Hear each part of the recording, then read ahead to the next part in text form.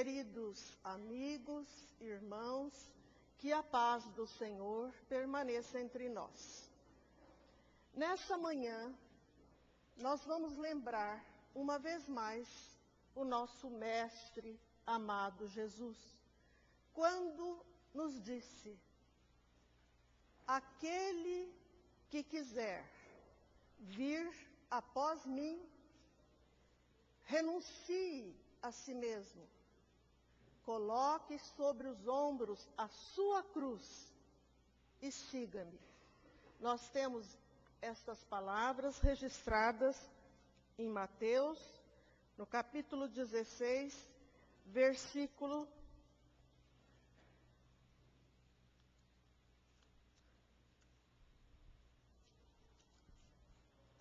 12, depois nós podemos confirmar.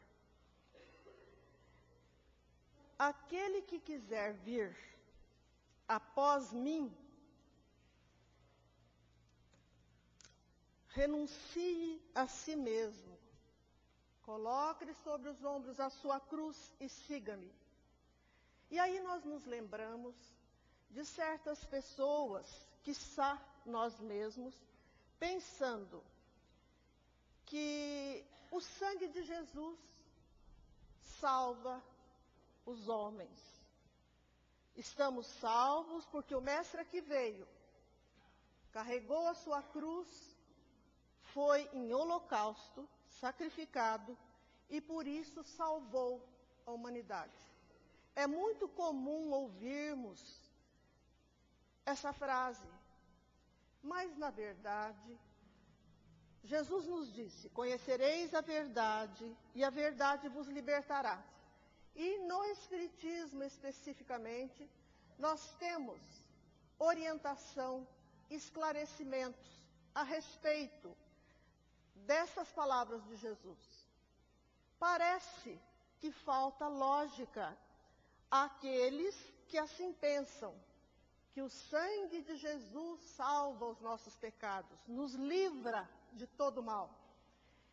E nós, ao mesmo tempo, buscamos no Novo Testamento o próprio Mestre dizendo: a cada um será dado segundo suas obras.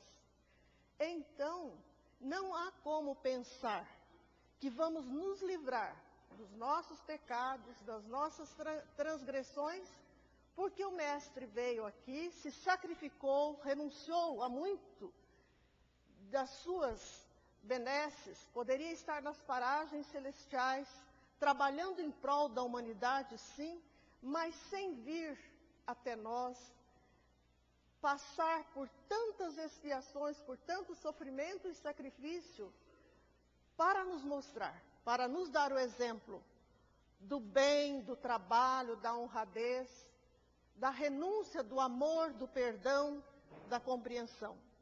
Mas ele veio e por isso a sua obra é imperecível.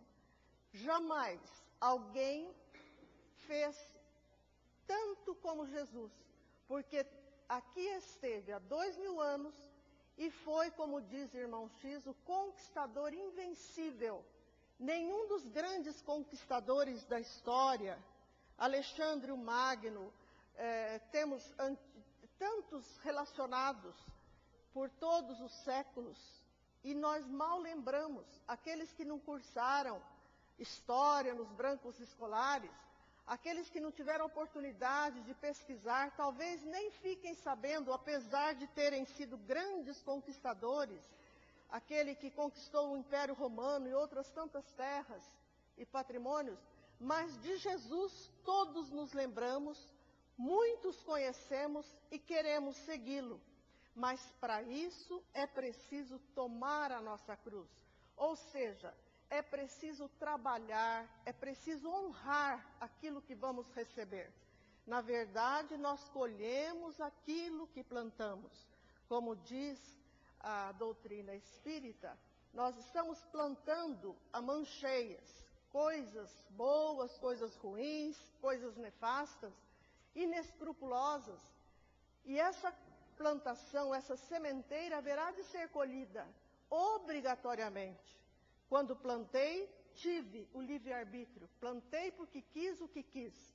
Agora vou colher obrigatoriamente aquilo que plantei. A colheita é obrigatória e vem de acordo com a sementeira. Paulo diz claramente: aquilo que o homem semeou, isso mesmo colherá. Então, como eu quero me livrar das minhas transgressões, dos pecados, dos malefícios que por acaso tenha praticado, apenas pelo sangue de Jesus, apenas colocando nos seus ombros a minha culpa. A doutrina nos diz: o pecado, as faltas, as culpas, não podem ser lavadas, não podem ser perdoadas simplesmente.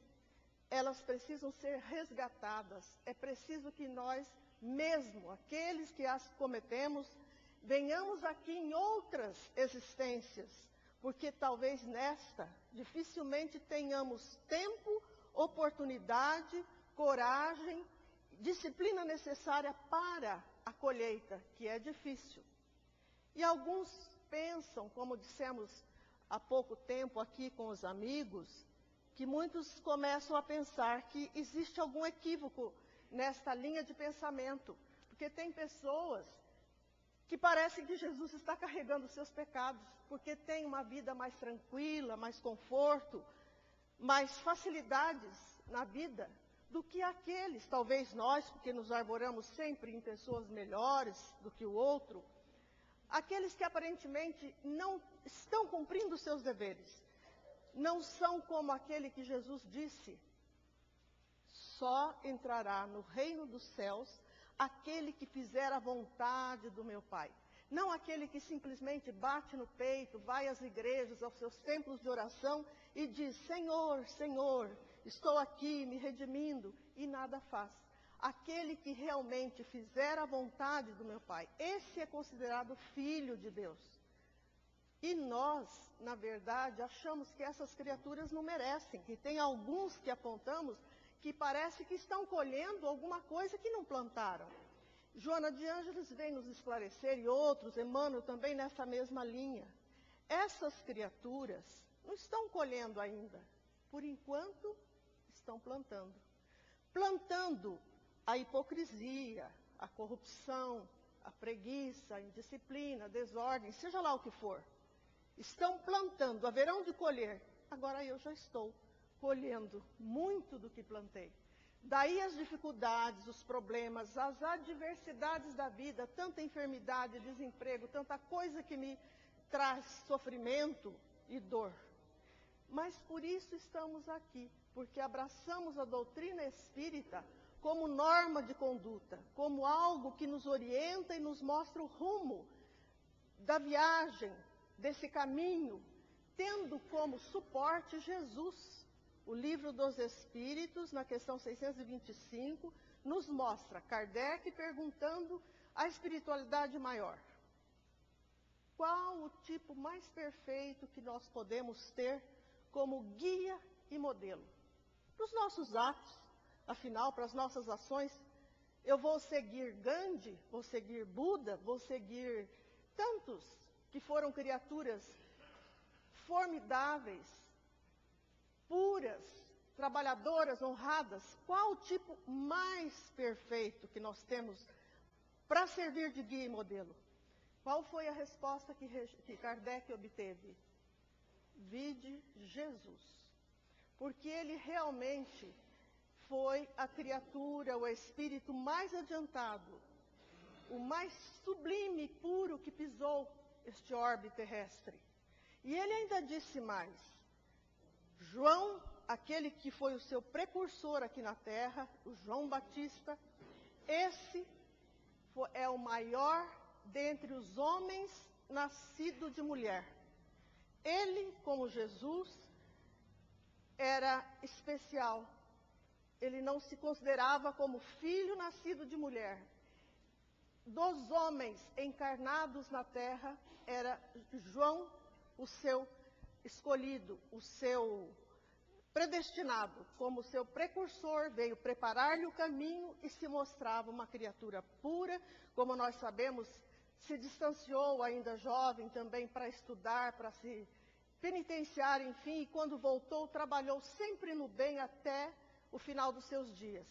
E nós lembramos João porque nós sabemos que ele batizava as criaturas. E às vezes nós pensamos, se eu me batizar, se eu passar pelas águas de um rio, preferencialmente um rio sagrado, como o Rio Jordão, que ainda hoje é assim entendido, naquele tempo os homens se banhavam nas águas do Rio Jordão, por quê? Porque pensavam, iam se depurar, iam se limpar.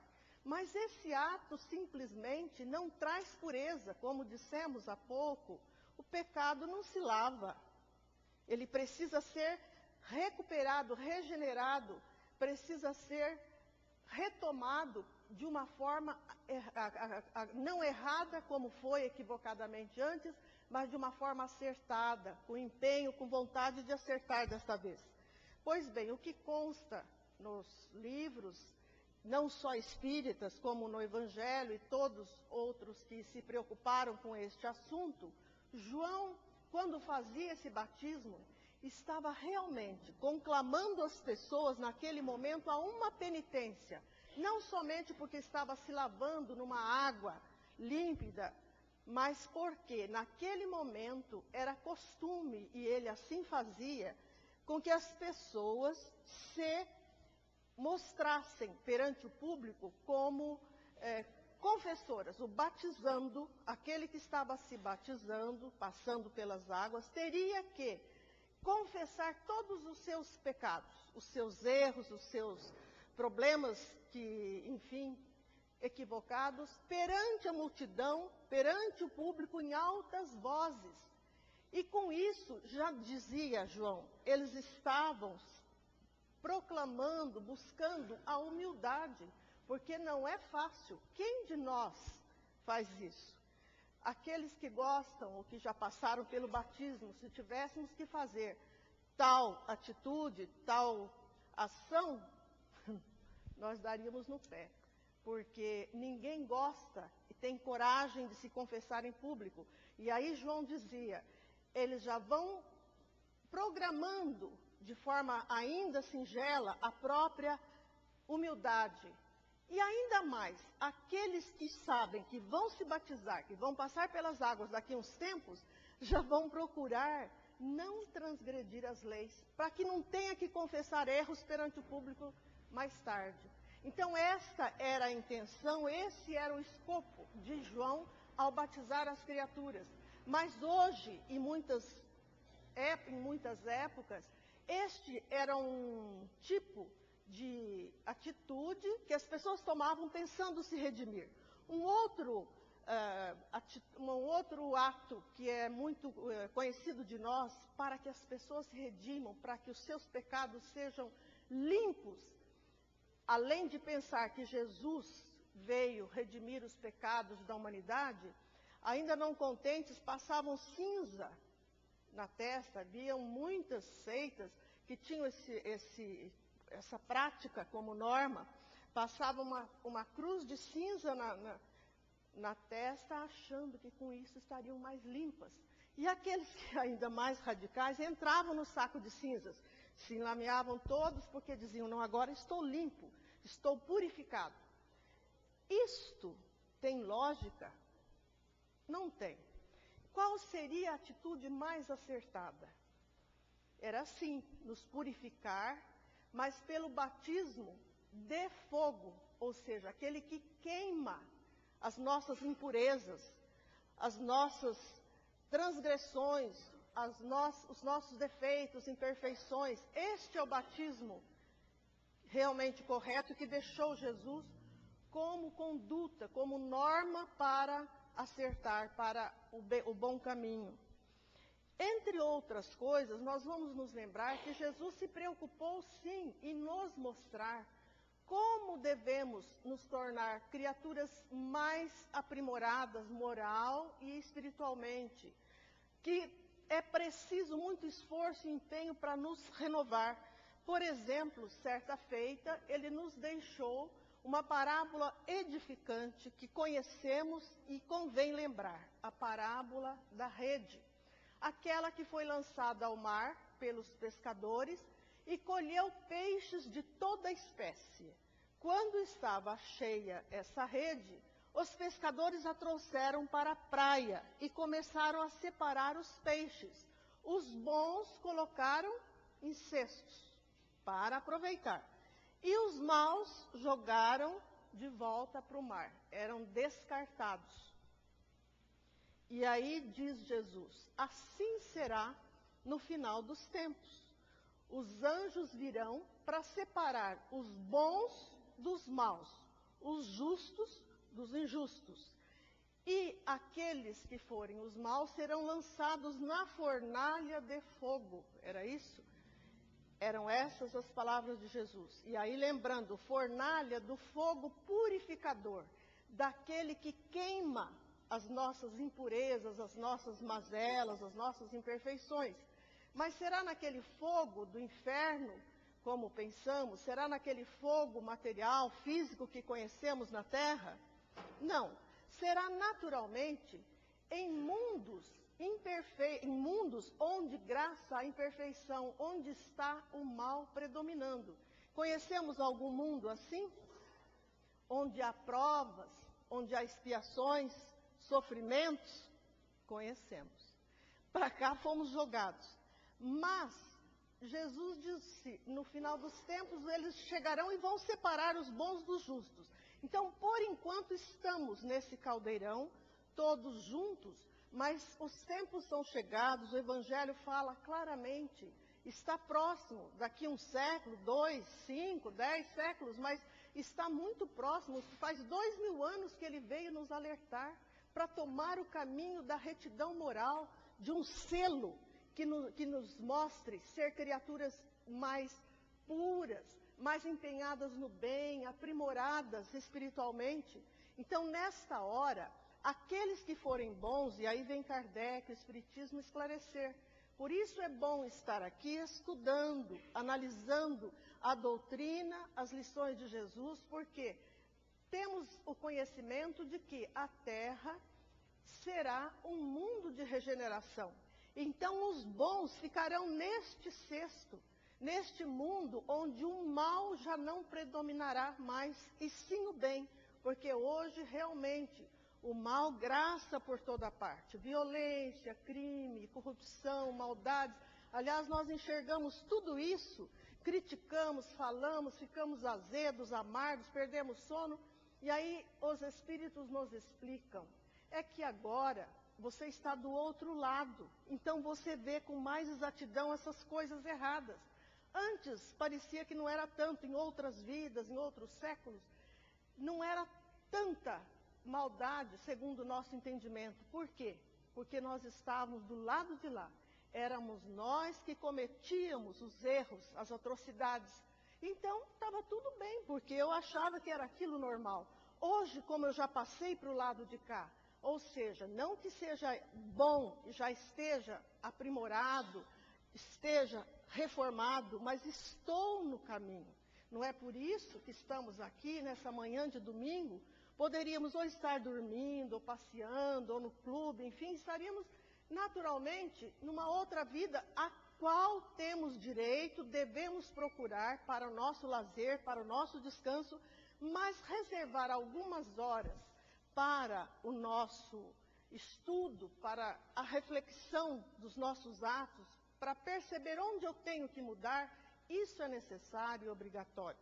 E aí nós lembramos também Kardec, no Livro dos Médiuns, nos dizendo, depois, se algum amigo quiser recorrer ao Livro dos Médiuns, na questão 350, Kardec diz assim, para nós, todos que estamos aqui, porque já abraçamos o Espiritismo como uma doutrina que nos esclarece, nos consola, nos orienta, e eu quero conhecer, estar sempre ouvindo, para passar uma semana melhor, com mais tranquilidade, mais sereno, buscando um pouco mais de paz, porque as palavras calam fundo em nosso coração. E depois, na próxima semana, voltamos, quando não, durante a semana, colocamos as nossas mãos a serviço do bem, que é isso que a doutrina esclarece, amor e caridade. Estes devem ser os dois pilares do verdadeiro cristão espírita. Pois bem, lá no Livro dos Médiuns, na questão 350, Allan Kardec nos lembra: de que vale, o que importa aquela criatura que adotou a doutrina espírita como norma de conduta, como a sua orientação primeira? De que vale, o que importa a ele conhecer o Espiritismo, acreditar em Deus, acreditar na pré-existência da alma, na imortalidade da alma, na existência em outros mundos, acreditar em todas essas orientações, esses ensinamentos, essas verdades que a doutrina nos passa? Que importa para essa pessoa se tudo isso, a sua crença, se essa crença não o tornar o homem melhor, mais bondoso e mais indulgente para os seus semelhantes? Então, minha gente, não vou lhes contar há quanto tempo eu estou na doutrina, por várias razões.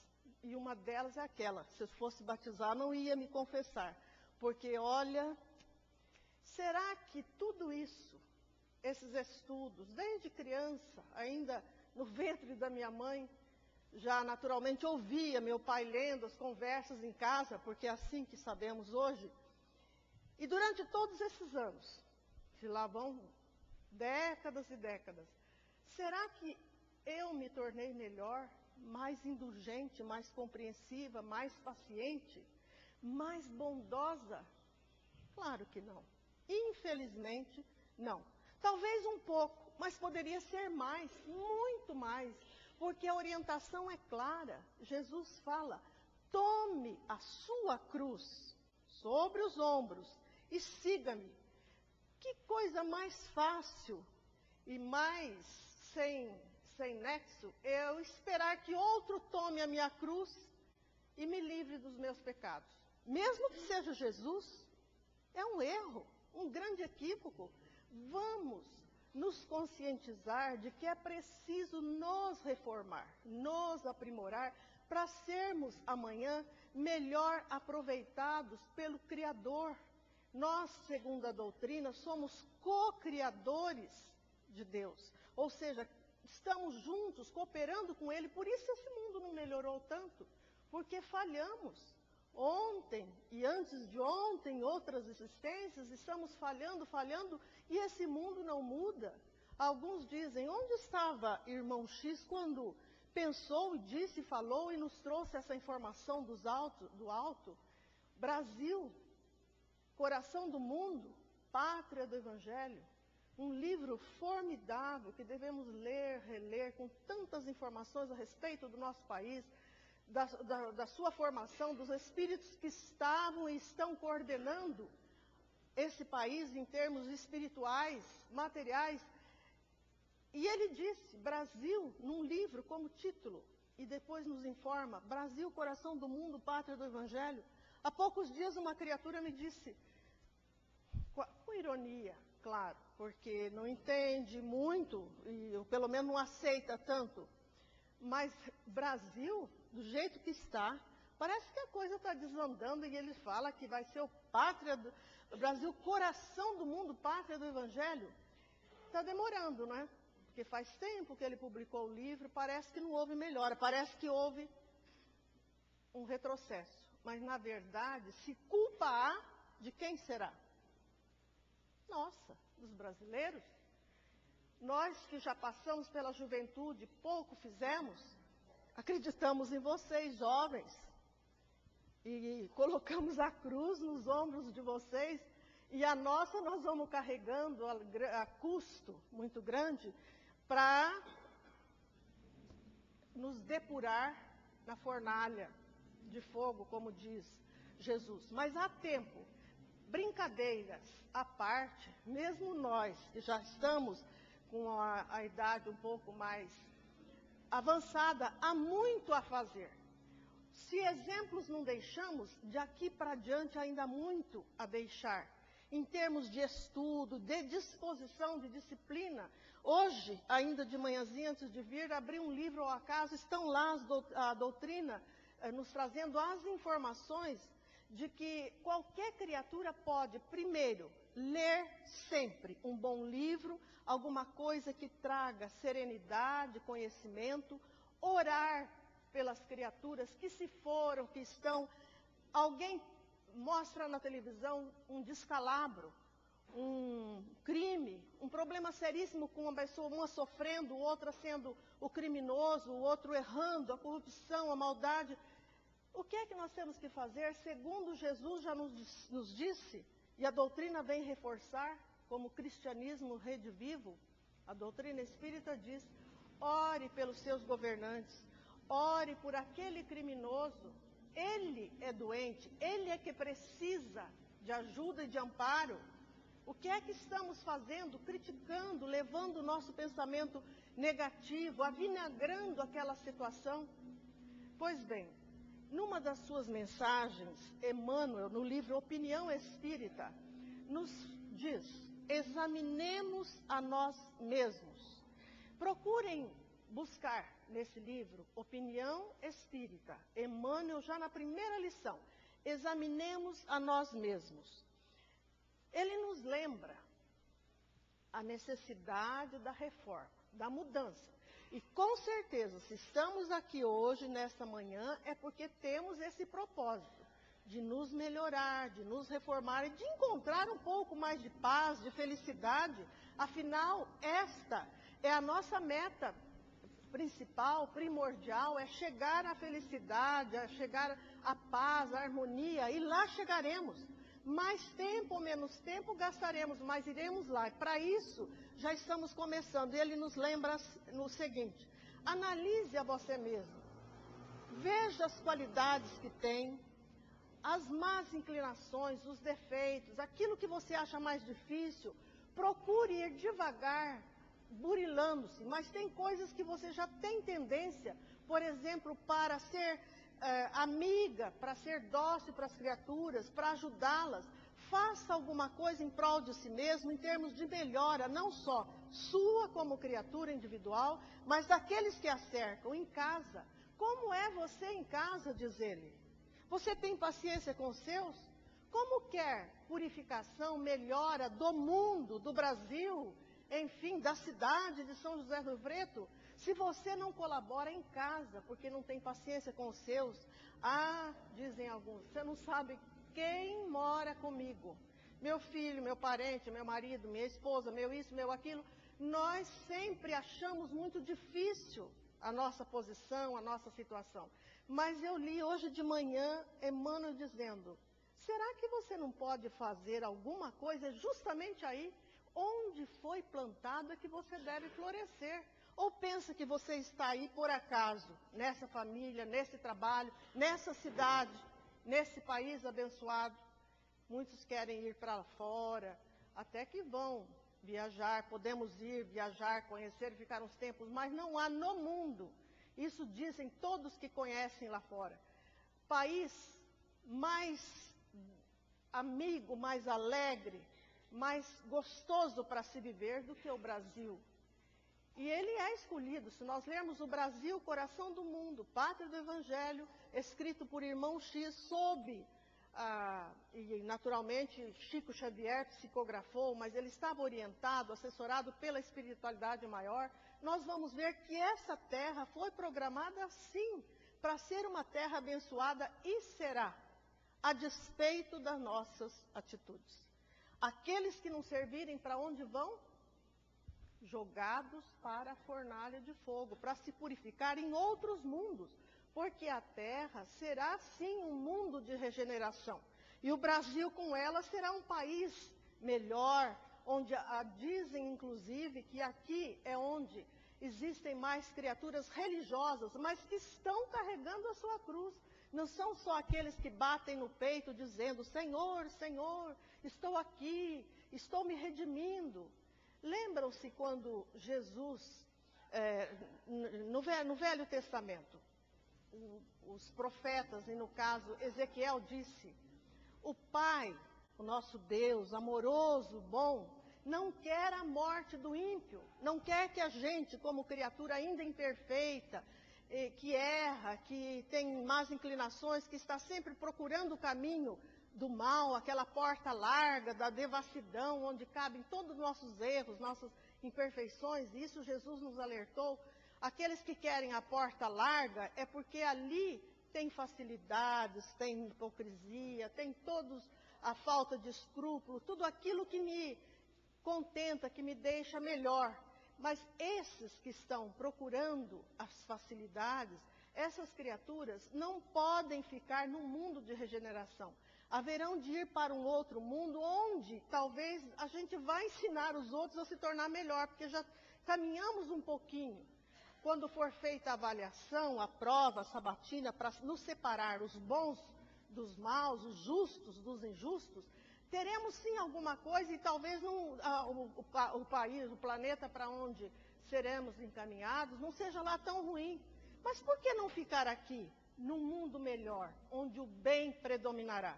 E voltando à mensagem de Emmanuel, ele nos diz, entre outras coisas, o que é que você está fazendo com seus braços fortes, sadios? Ah, não tem braços, mas tem pernas.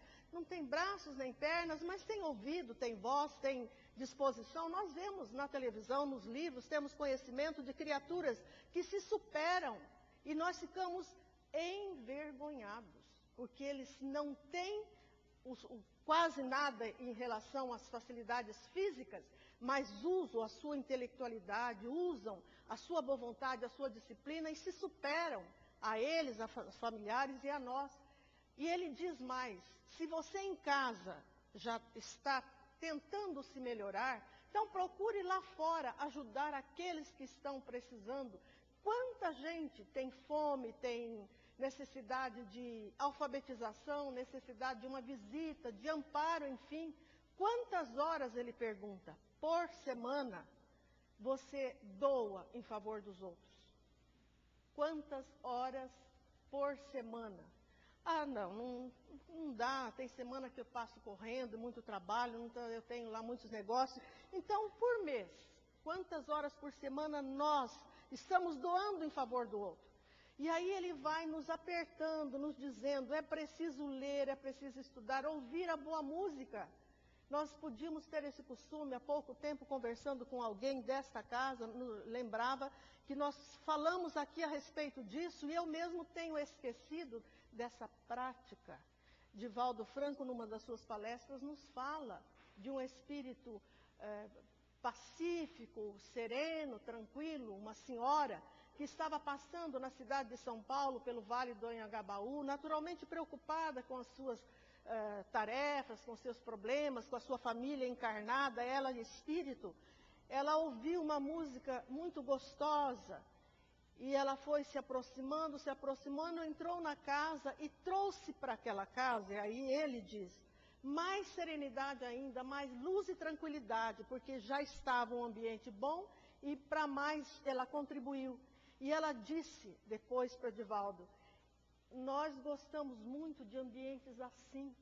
Quando entramos numa casa e está havendo desordem, anarquia, conflito, briga, nós, se não estamos ali para ajudar a família, sempre tem os espíritos amigos, familiares, os anjos guardiães que já estão com esse trabalho, então nós nos afastamos para fazer o nosso trabalho em outro lugar, mais tranquilo, mais sereno. Eles usam a nossa biblioteca. É bom tirar a poeira, deixar tudo organizado à noite. Eles usam a nossa biblioteca. Isso estão em livros e livros. Ivone Pereira disse, Emmanuel, nós temos várias informações a respeito. Então, a nossa casa está servindo de abrigo para que tipo de espíritos? Porque aqueles que estão desarvorados, desalentados, tristes, acabrunhados, perambulando por aí, porque ao desencarnar não vão para qualquer lugar, eles ficam onde lhes acomoda mais a alma. E eles vão justamente entrar onde há sintonia com o seu modo de pensar e de ser. Se eu estou em desarmonia, brigando, triste, acabrunhado, eles se chegam a nós e contribuem para aquele ambiente piorar. E sabe o que o irmão X nos diz numa das suas mensagens? Que a nossa obrigação seria de afastá-los, não chega para lá, não com medo, não como sentimos alguma coisa, a gente às vezes fala algum impropério, fazendo prece, ajudando, porque se eu colaborar para que ele continue comigo, acabrunhado, infeliz, angustiado, e nós dois, um alimentando o outro, eu estou assumindo uma cruz para carregar, porque eu estou contribuindo para que ele piore um pouco mais. Vocês já pensaram nisso? Que responsabilidade a nossa? Além de eu ter piorado, porque ele trouxe energias deletérias de fora, eu estou também contribuindo para que ele continue naquele momento, naquela sintonia, naquela situação. Pois bem, Emmanuel nos diz, examine-se a si mesmo, contribua para o bem-estar. E mais, afinal, ele diz, o espírita cristão, porque somos espíritas, porque abraçamos a doutrina espírita para nos orientar, para nos estudar, para nos esclarecer a necessidade da reforma, nos mostra a imortalidade da alma, a reencarnação como uma oportunidade que temos para nos redimir, mostrando ainda que se eu demorar muito em várias encarnações, errando, chegará o tempo em que a prova ficará muito pesada e aí as dores serão maiores. Então, quanto maior tempo no desequilíbrio, no infortúnio, pior será para o nosso espírito se recuperar. É igual o doente que não toma remédio, que joga fora, que cospe o remédio, que não toma no horário certo, que não tem disciplina. Daqui a 10 anos ele estará com a doença piorada, enfermo e talvez sem recuperação. Assim somos nós ao longo das encarnações. Então é preciso aproveitar, sim. E ele diz, o espírita cristão, porque abraça Cristo, que não se reformar a cada 3 anos pelo menos, ele nos dá esse prazo. A cada 3 anos dá uma melhorada. Se isso não acontecer, está muito mal.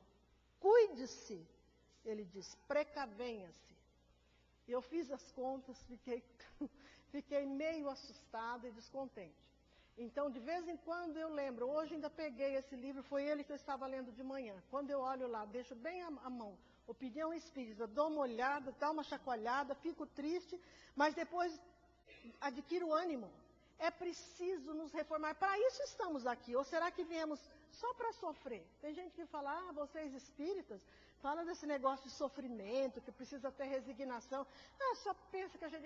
Eu vim para me divertir. Vou aproveitar quanto puder, o que puder, porque eu acho que eu estou aqui. Não é para sofrer. Claro que não é. Quem é que disse que é? É a oportunidade que estamos tendo de nos redimir. Mas não precisa para isso só sofrer. Eu posso pagar minhas contas e cantar, e me divertir, e conhecer pessoas, e dar as mãos. Enfim, meus amigos, nós podíamos ir longe nessa nossa conversa, mas principalmente lembremos que a recomendação de Cristo é essa, que cada um de nós tem a sua cruz. Lembram-se disso, nós já ouvimos muito. Cada um tem sua cruz e temos que carregá-la. Não adianta querer colocá-la nos ombros de outrem, mas sempre com humildade, com simplicidade, porque é isso que os Espíritos nos dizem. Em primeiro lugar, ser humilde, ser honrado, procurar o selo da retidão moral, diz Viana de Carvalho. Em sua testa é preciso que haja esse selo, mas não um selo pregado assim de beleza, uma coroa de diamantes, uma roupa chique, não.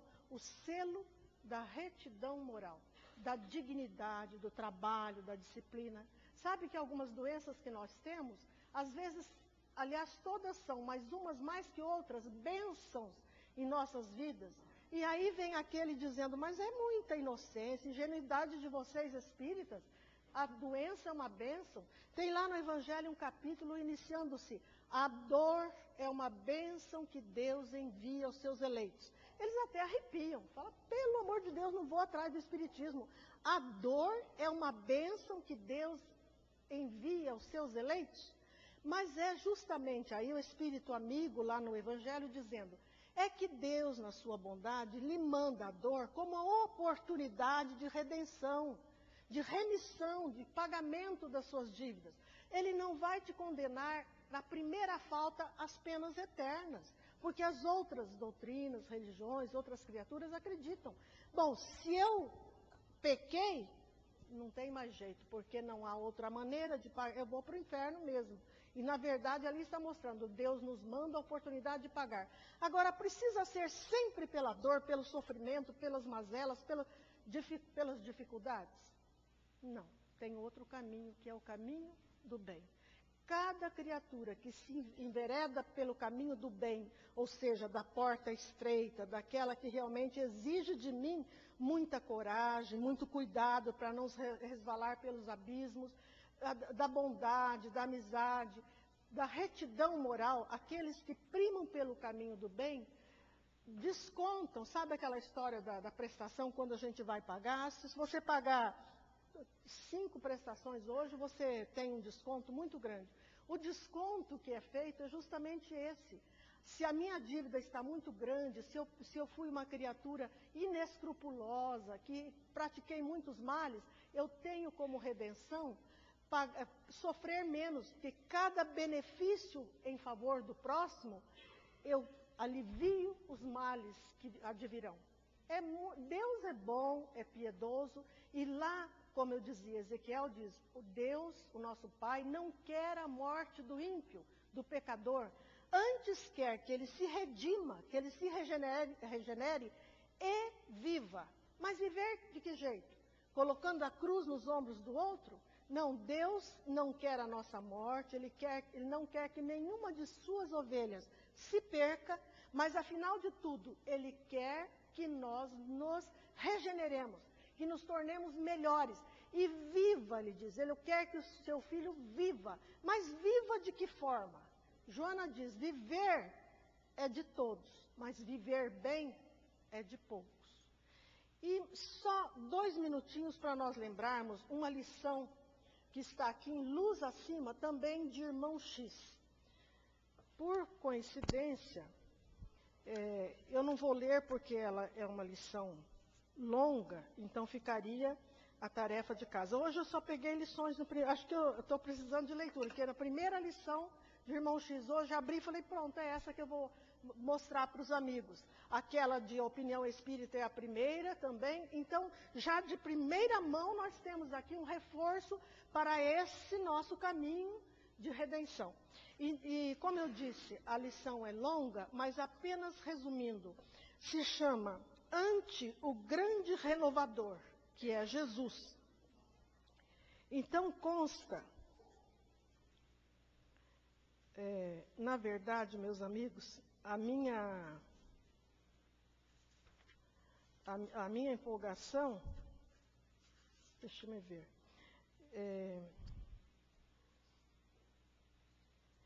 é tanta que não é essa lição. Vejam como a gente fica desarvorado, porque são tantas informações que chegam, e você pega no erro e fala, não é essa a lição que eu vou mostrar agora.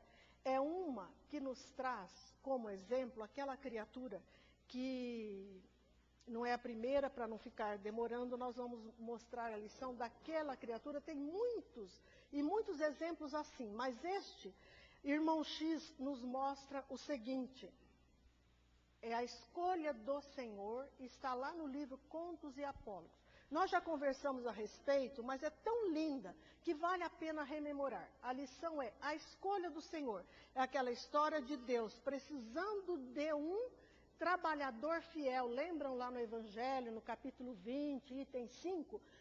Deus virá nos últimos tempos buscar os seus trabalhadores fiéis, aqueles que são justos, porque Ele está precisando dessa criatura em lugares de responsabilidade.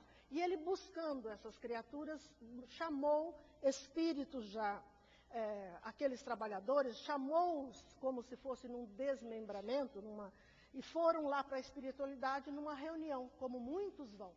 E lá chegando, havia uma reunião de espíritos de escola, não desencarnados, todos na terra trabalhando.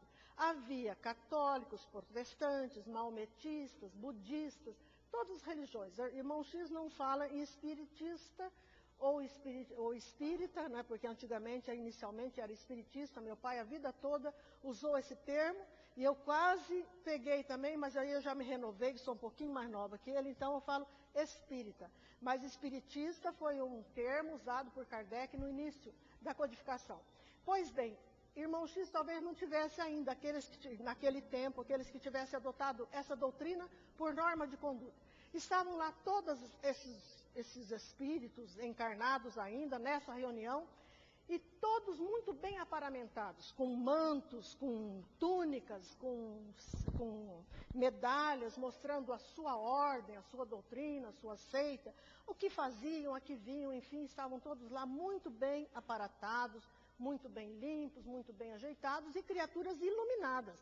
Percebia-se que eram todas aquelas que tinham luz dentro de si, aquela luzinha que nós temos também, que está apagada, por enquanto, por causa das nossas imperfeições. E lá no canto havia um outro, que não tinha essa aparência exterior tão luxuosa. E ele ficou meio acanhado. Sabe quando você chega numa festa e vê todo mundo meio aparamentado, bonito, bem posto, com joias, e você fica meio acanhado?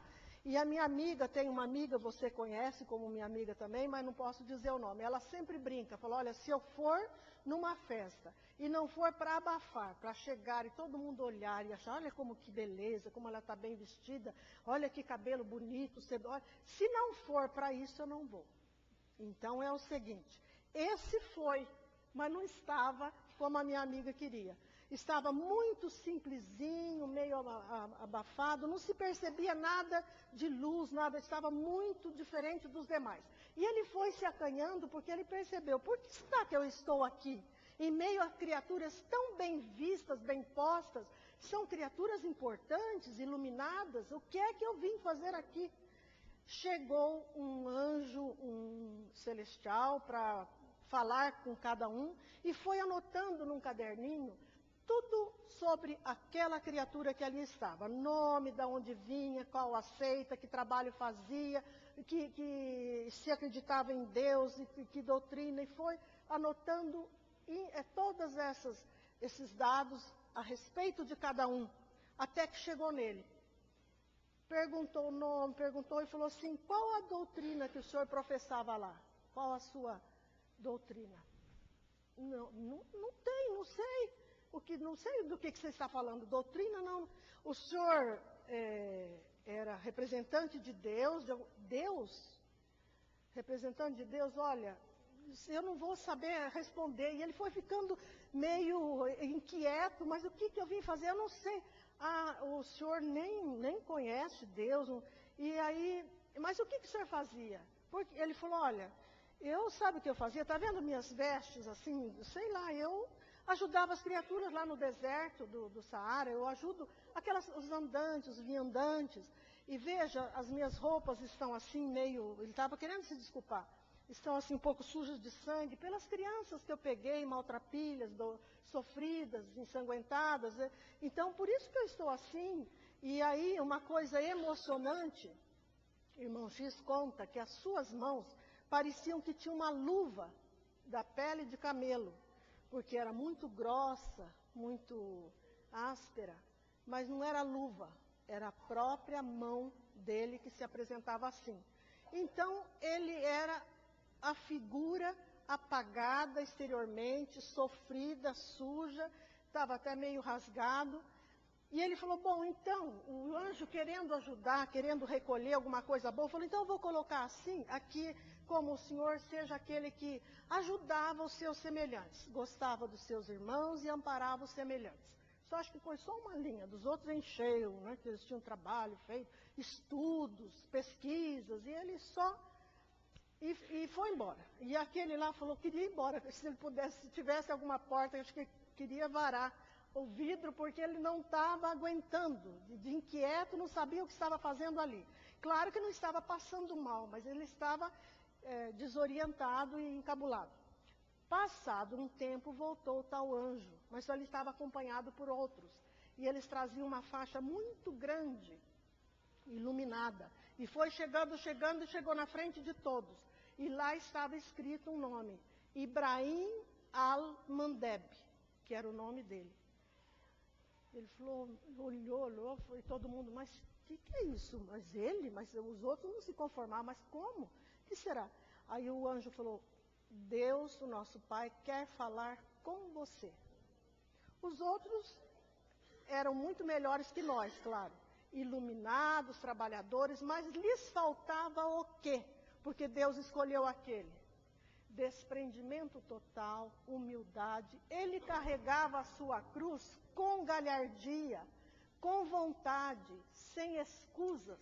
Nós, o que temos feito de nossas vidas, segundo Emmanuel pergunta, não vamos ficar tristes, que já estamos no caminho, temos feito sim muito, que a gente sabe, cada um sabe de si, mas vamos fazer um pouquinho mais.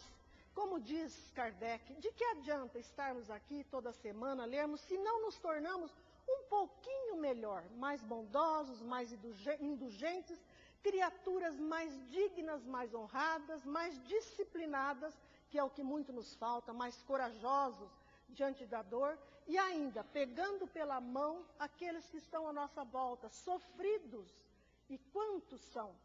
E sem achar que estamos perdendo tempo, porque muitas vezes dizemos, eu não vou ajudar fulano, não vou fazer isso com ciclano, não posso ajudá-lo, não posso abrigá-lo em minha casa, porque não tenho tempo, não tenho isso. Na verdade, diz Jesus, mesmo que você se atrase um pouco nessa sua jornada, vale muito mais dar uma parada, ajudar, amparar, como fez aquele Ibrahim al-Mandeb. Ajudou os seus irmãos com desprendimento total. Ele se entregou em prol do bem. E iluminado que era, foi escolhido pelo Senhor, porque Ele precisa de trabalhadores assim, justos e com vontade de colocar a mão na massa. Se Ele precisar de nós, estamos prontos para ajudar uma criatura infeliz dentro da própria casa, um filho ingrato, um esposo incompreensivo, uma esposa com problemas? Ele está precisando de nós para ajudar essa criatura. Por isso nós estamos lá. Ou no trabalho, ou no trânsito, enfim, Ele está precisando de lá de nós, naquele lugar. Estamos prontos? Vamos com Deus nessa marcha, que é tão grande, ainda tão longa, mas lá no fim do túnel já vemos uma luz. Deus espera por nós, e que sua luz nos ilumine sempre.